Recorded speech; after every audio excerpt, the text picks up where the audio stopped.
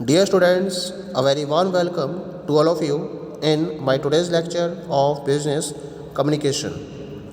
In today's lecture, we will discuss upon the topic different types of official letters part 2.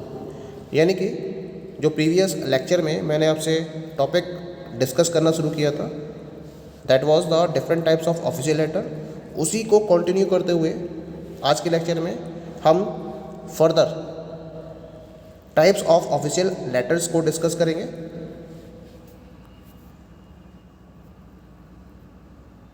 इसमें जो पांचवा पत्र आता है सरकारी पत्र में, उसका नाम है अर्ध शासकीय या फिर अर्ध सरकारी पत्र, जिसे हम सेमी ऑफिशियल लेटर का भी नाम देते हैं।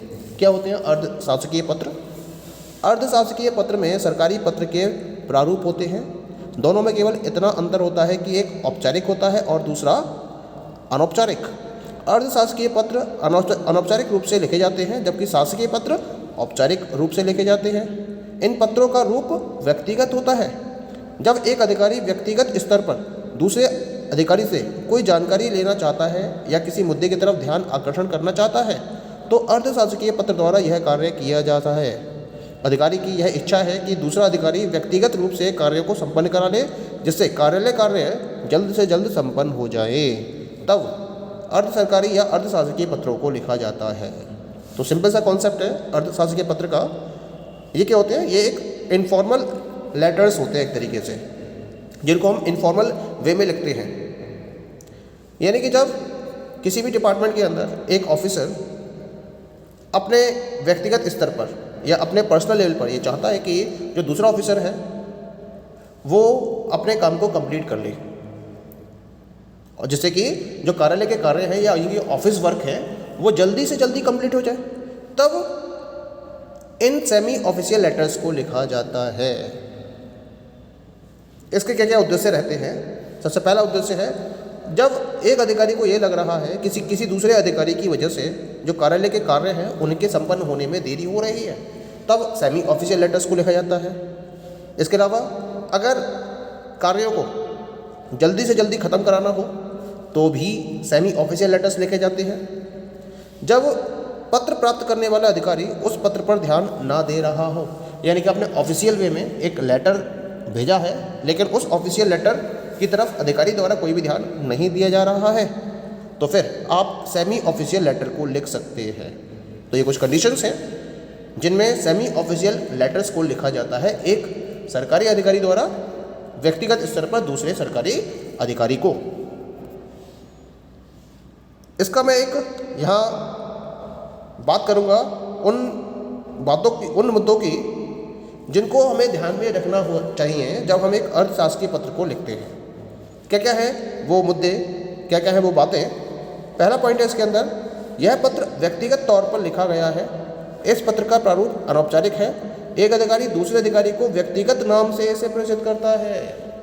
तो यहाँ उस अधिकारी को व्यक्तिगत रूप से प्रेषित किया जाता है, क्योंकि अनौपचारिक तरीके से इस पत्र को लिखा जा रहा है, व्यक्तिगत तौर पर इस पत्र को लिखा जा रहा है। दूसरा पॉइंट क्या ध्यान रखना है आपको, इस प्रकार के पत्रों में आपको उत्तम पुरुष यानी कि एक वचन की शैली का प्रयोग करना चाहिए, यानी कि मैं, इसका प्रयोग किया जाता है। यह पत्र क्या होता है? मैत्री भाव से परिपूर्ण होता है और इसमें आत्मीयता की भाषा होती है। तीसरा पॉइंट क्या ध्यान रखना है आपको इसके अंदर, यहाँ हम संबोधन के लिए प्रिय या श्रीयुत इन जैसे शब्दों का प्रयोग कर सकते हैं। बाईं ओर प्रेषक का नाम और पता लिखना जरूरी होता है। इसके बाद पत्र भेजने वाले अधिकारी के हस्ताक्षर नीचे लिखे होते हैं और उसके नीचे पदनाम और पता अंकित करना आवश्यक नहीं होता है, क्योंकि व्यक्तिगत स्तर से यह पत्र भेजा जा रहा है। लास्ट में क्या होता है, पत्र के दाएं तरफ अधिकारी के हस्ताक्षर से पहले स्वनिर्देश के लिए भवनिष्ठ, आपका या सद्भावी ऐसे शब्दों का प्रयोग किया जा सकता है। भवदीय जैसे फॉर्मल वर्ड्स का प्रयोग यहाँ करना नहीं चाहिए। यह जो पत्र होता है वो सीधे संबंधित अधिकारी के हाथ में दिया जाता है।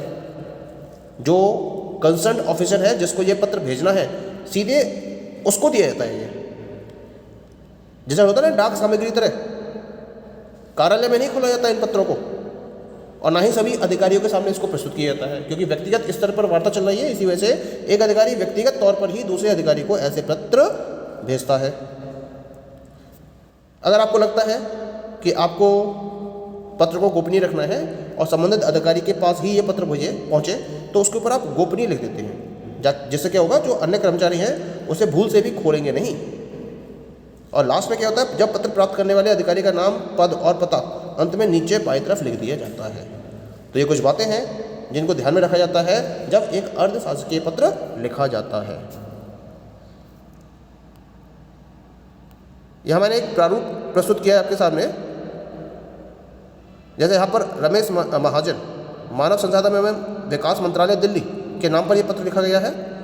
भारत सरकार, मानव संसाधन एवं विकास मंत्रालय दिल्ली, ये एक अर्धशासकीय पत्र है। ये आपने बाईं तरफ लिखा हुआ है और उसकी संख्या भी लिखी हुई है, फिर दिनांक लिखी है आपने उसके साथ साथ। और यहाँ पर सेवा में श्री नरेंद्र शर्मा जी, मुख्य सचिव राजस्थान सरकार।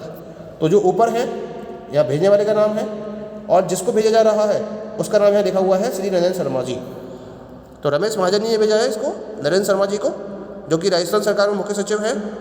फिर उन्होंने लिखा है यहाँ पर कि प्रिय श्री शर्मा जी, कृपया विभाग के पत्रांक को देखने की कृपा करें। यह पत्रांक का नंबर है और जिस डेट में भेजा गया है वो डेट यहाँ मेंशन कर रखी है। और इसके बारे में लिखा हुआ है कि इनको देखने की कृपा करें। पत्र द्वारा मांगी गई सूचना मंत्रालय को अभी तक नहीं मिली है। तो एक सूचना मांगी गई थी जो शर्मा जी ने उपलब्ध नहीं कराई है, तो इसके संबंध में एक अर्धशासकीय पत्र लिखा जाता है और उनसे रिक्वेस्ट की जाती है कि भाई आप उस सूचना को उपलब्ध कराएं जो आपसे मांगी गई है सूचना मंत्रालय द्वारा। आपसे अनुरोध है कि महात्मा गांधी रोजगार योजना की क्रियान्वित आंकड़ों को अपनी टिप्पणी के साथ अविलंब हमें उपलब्ध कराने का कष्ट करें। तो एक रिक्वेस्ट की गई है यहाँ पर, क्योंकि मैत्री भाव से ही ऐसे पत्र लिखे जाते हैं, इसी वजह से रिक्वेस्टिंग वे में ही ऐसे लेटर्स लिखे जाते हैं। और नीचे भवनिष्ठ हस्ताक्षर। ठीक है, चलिए आगे बात करते हैं अब हम। अगला जो पत्र आता है इसमें छठा जो टाइप है अधिसूचना वाले पत्र, या जिन्हें हम नोटिफिकेशन लेटर का नाम देते हैं। सरकारी राजपत्र में प्रकाशित होने वाली सूचनाएं जिन्हें हम अधिसूचना के नाम से जानते हैं, उनको लिखते समय हमें कुछ पर्टिकुलर पॉइंट्स को ध्यान में रखना बहुत ज़रूरी है। यानी कि जो अधिसूचना वाले पत्र होते हैं वो कौन होते हैं? जो सरकारी राजपत्र चलता है, गजट, जो गजट होता है गवर्नमेंट गजट, तो उसमें बहुत सारी सूचनाएं प्रकाशित होती रहती हैं। तो जो भी सूचनाएं सरकारी राजपत्र में प्रकाशित होती हैं उन्हें हम अधिसूचना के नाम से जानते हैं, पहले तो ये समझिए। और जब अधिसूचना लिखी जाती है तो कुछ बातों का ध्यान रखना बहुत जरूरी है। क्या क्या बातें हैं वो? सबसे पहला पॉइंट है, अधिसूचना का संबंध व्यापक क्षेत्र से होता है। किसी भी उच्च अधिकारी की नियुक्ति, उसका स्थानांतरण, अधिनियम में संशोधन आदि ऐसे बहुत से क्षेत्र आते हैं जो अधिसूचना के अंतर्गत शामिल किए जाते हैं। तो इसका क्षेत्र, इसका जो स्कोप है वो लार्ज है, व्यापक क्षेत्र है इसका, छोटा मोटा क्षेत्र नहीं है इसका, व्यापक क्षेत्र होता है। दूसरा क्या पॉइंट है इसके अंदर, सरकार की ओर से जो भी अधिसूचना जारी की गई है वो सरकारी कार्यालय संबंधित अधिकारियों, जनसाधारण को जानकारी के लिए इस प्रकार के पत्र लिखे जाते हैं और जारी होते हैं। तो जो भी सरकार की तरफ से अधिसूचना जारी की गई है तो वो जारी की गई अधिसूचना सरकारी कार्यालय से संबंधित अधिकारियों और जनसाधारणों को जानकारी के लिए हम इस प्रकार के पत्रों को लिखते हैं या फिर जारी करते हैं, जैसे कि उस कार्यालय से संबंधित जो ऑफिसर्स हैं या जो जनरल पब्लिक है उसको उसके बारे में पता चल जाए। जब अधिसूचना वाले पत्र लिखे जाते हैं तो इस बात का ध्यान रखना जरूरी है कि इसे गजट के किस भाग में प्रकाशित किया जाना है और उसके साथ ही भाग का अनुभव भी उल्लेखित किया जाना जरूरी होता है। अधिसूचना वाले पत्रों में महोदय जैसे शब्दों का संबोधन नहीं किया जाता है और इसमें हम अन्य पुरुष शैली का प्रयोग करते हैं। और पत्र के अंत में किसी भी प्रकार का भवदीय या स्वनिर्देशित शब्दों का उपयोग नहीं किया जाता है। ठीक है, इसका एक प्रारूप मैंने यहाँ पर प्रस्तुत किया है। भारत के राज्यपत्र भाग 3 के अनुभाग 6 में प्रकाशित अनुच्छेद। तो ये अनुच्छेद दे रखा है क्या ना, भारत सरकार, शिक्षा मंत्रालय, नई दिल्ली, यहाँ दिनांक दे रखी है जिस दिनांक में उसको प्रकाशित किया गया है। श्री रामनाथ अन्ना स्वामी को, जो कि वर्तमान में मध्य प्रदेश सरकार में विभागाध्यक्ष IAS हैं, उन्हें दिनांक 1/7/2021 से शिक्षा विभाग में अपर सचिव के रूप में प्रतिनियुक्ति किए जाते हैं। फिर इसके नीचे हस्ताक्षर आ गए सचिव भारत सरकार के। अधिसूचना संख्या 30/8/100 ये नंबर दे रखा है अधिसूचना संख्या का। उपयुक्त अधिसूचना की प्रतिलिपि निम्न विभागों को सूचनार्थ है। तो जिनको भेजी गई है इसकी कॉपी उनके नाम लिखिए, जैसे कि स्थापना शाखा शिक्षा मंत्रालय नई दिल्ली को, कोषाधिकारी नई दिल्ली को, मुख्य सचिव मध्य प्रदेश सरकार भोपाल को, श्री रामनाथ अन्ना स्वामी IAS मध्य प्रदेश को, इनकी एक एक कॉपी भेजी गई है। ठीक है, चलिए अब आगे बात करते हैं next type of official letter की। कार्यालय में ज्ञापन यानी कि ऑफिस मेमोरेंडम लेटर। कार्यालय ज्ञापन जैसे पत्रों का प्रयोग अलग अलग मंत्रालयों के बीच जो सूचनाएं आदान प्रदान की जाती हैं उनके लिए किया जाता है। कार्यालय ज्ञापन वाले पत्रों को लिखते समय कुछ बातों का ध्यान हमें रखना जरूरी है। तो कार्यालय ज्ञापन होते क्या है, पहले तो आप ये समझ लीजिए। अलग अलग डिपार्टमेंट्स होते हैं, तो अलग अलग डिपार्टमेंट्स के बीच में इंफॉर्मेशन को प्राप्त करना है या भेजना है, यानी सूचनाओं का आदान प्रदान करना है। तो सूचनाओं का आदान प्रदान करने के लिए अलग अलग मंत्रालयों के बीच में जो पत्र लिखे जाते हैं उन्हें हम कार्यालय ज्ञापन का नाम देते हैं या फिर ऑफिस मेमोरेंडम लेटर का नाम देते हैं। जब ऑफिस मेमोरेंडम लेटर लिखे जाते हैं तो कौन कौन से पॉइंट्स हमें कंसीडर करने जरूरी है, किन किन बातों को ध्यान रखना जरूरी है। पहला है, कार्यालय ज्ञापन में हम अन्य पुरुष शैली का प्रयोग करते हैं। दूसरा, इसमें महोदय जैसे शब्दों का संबोधन नहीं किया जाता है। पत्र के अंत में भवदीय जैसे शब्द भी नहीं लिखते हैं।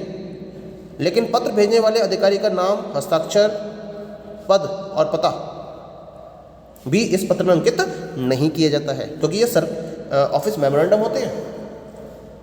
इसके साथ साथ जो ज्ञापन पाने वाले मंत्रालय हैं उनका उल्लेख पत्र के बाएं तरफ होता है। बाएं तरफ हम ज्ञापन पाने वाले मंत्रालयों का उल्लेख करते हैं। अगर आपके अंडर में कोई ऑफिस वर्कआउट कर रहा है और वहाँ से आपको कोई इन्फॉर्मेशन या कोई भी सूचना का आदान प्रदान करना है तो फिर वहाँ आप ऐसे पत्रों का प्रयोग नहीं करेंगे। जब कार्यालय ज्ञापन दिया जाता है तो इस प्रकार के पत्रों का प्रारंभ कुछ विशिष्ट वाक्यों से किया जाता है, जैसे कि अधो हस्ताक्षरी को यह निर्देशित हुआ है कि। तो ये कुछ वाक्य है जहाँ से ऑफिस मेमोरेंडम लेटर को लिखना शुरू किया जाता है। और इसके साथ साथ ज्ञापन वाले पत्रों में आपको विषय लिखना जरूरी है कि किस विषय के संबंध में उस ज्ञापन को लिखा जा रहा है। ठीक है, अब यहाँ मैंने एक एग्जाम्पल दिया है, इसका एक उदाहरण दिया है कि किस तरह से हम ऑफिस मेमोरेंडम लेटर को लिख सकते हैं। जैसे यहाँ पर संख्या लिखी है दाईं तरफ सबसे पहले, बाईं तरफ फिर उत्तर प्रदेश सरकार, शिक्षा मंत्रालय, भाषा विभाग, लखनऊ, यानी जिसने ये मेमोरेंडम प्रेजेंट किया है उनका नाम आ गया, ऑफिस का नाम आ गया उसका ना, ठीक है, विभाग का नाम आ गया, फिर सीधे हाथ पर दिनांक आ गई, फिर बाईं तरफ सेवा में उत्तर प्रदेश राज्य के समस्त मंत्रालय और विभाग, यानी कि ये जो ऑफिस मेमोरेंडम लिखा गया है वो उत्तर प्रदेश के सभी मंत्रालयों और विभागों को लिखा गया है। और विषय क्या है इसका? भाषा हिंदी को राजभाषा के रूप में प्रयोग। अब इसकी भाषा पढ़ लेते हैं।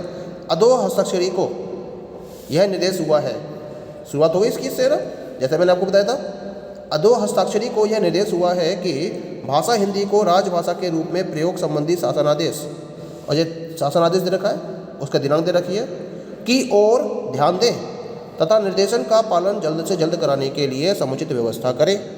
सभी राज्य सरकार के विभाग कार्यालयों को पुनः निर्देशित किया जाता है कि संपूर्ण पत्राचार की भाषा हिंदी ही होगी। ठीक है, तो ये इन्होंने अपना मैसेज छोड़ दिया यहाँ पर। और सबसे लास्ट में दाईं तरफ हस्ताक्षर संयुक्त सचिव उत्तर प्रदेश सरकार लखनऊ, यहाँ पद आ गया, सिग्नेचर आ गया, जिनके द्वारा पत्र को प्रेषित किया गया है। ठीक है, चलिए अब बात करते हैं हम नेक्स्ट की। नेक्स्ट वन इज ज्ञापन देने वाली पत्र, यानी कि इनको हम बोलते हैं मेमोरेंडम लेटर। अभी पढ़े थे हमने ऑफिस मेमोरेंडम लेटर और हम पढ़ रहे हैं मेमोरेंडम लेटर। ज्ञापन यानी कि मेमोरेंडम की रूपरेखा कार्यालय ज्ञापन से अलग नहीं होती है, लेकिन दोनों में थोड़ा सा अंतर होता है। क्या अंतर है?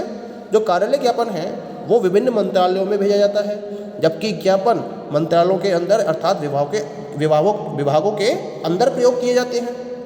ज्ञापन से पत्राचार में आवेदन पत्रों के उत्तर के साथ साथ पत्र को प्राप्त करने की सूचना, याचिकाएं, इन सभी के उत्तर दिया जाना शामिल होता है। जब हमने ध्यान देने वाली बातें डिस्कस की थी ऑफिस मेमोरेंडम लेटर के रेफरेंस में, तो हमने वहाँ बात करी थी कि अगर विभाग के अधीन कोई कार्यालय काम कर रहा है तो वहाँ हम ऑफिस मेमोरेंडम लेटर नहीं भेजते हैं। वहाँ क्या भेजा जाता है? वहाँ मेमोरेंडम लेटर भेजा जाता है। बस इतना सा फर्क है दोनों में। विभिन्न मंत्रालयों में अगर आपको भेजना है तो ऑफिस मेमोरेंडम लेटर्स को भेजिए, लेकिन अगर मंत्रालयों के अंदर यानी कि विभागों के अंदर आपको कोई भी विज्ञापन देना है तो उसके लिए आप मेमोरेंडम लेटर का प्रयोग करते हैं।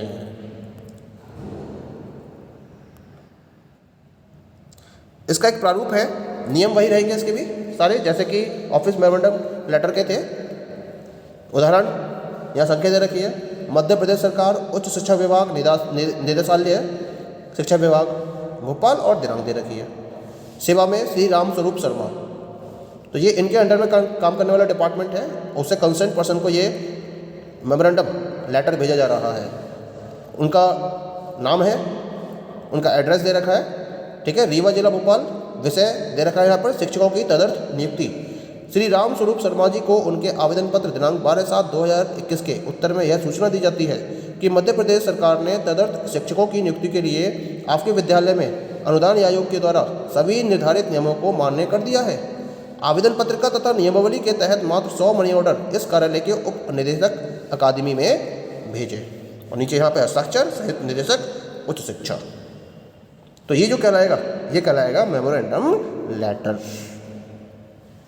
Okay, the rest of the types of official letter we will discuss in the next lecture. तो अभी भी और भी बहुत सारे बच्चे हैं कार्यालय पत्रों के प्रकार, जिन्हें हम आगे के लेक्चर में कवर अप करेंगे। Okay, thank you.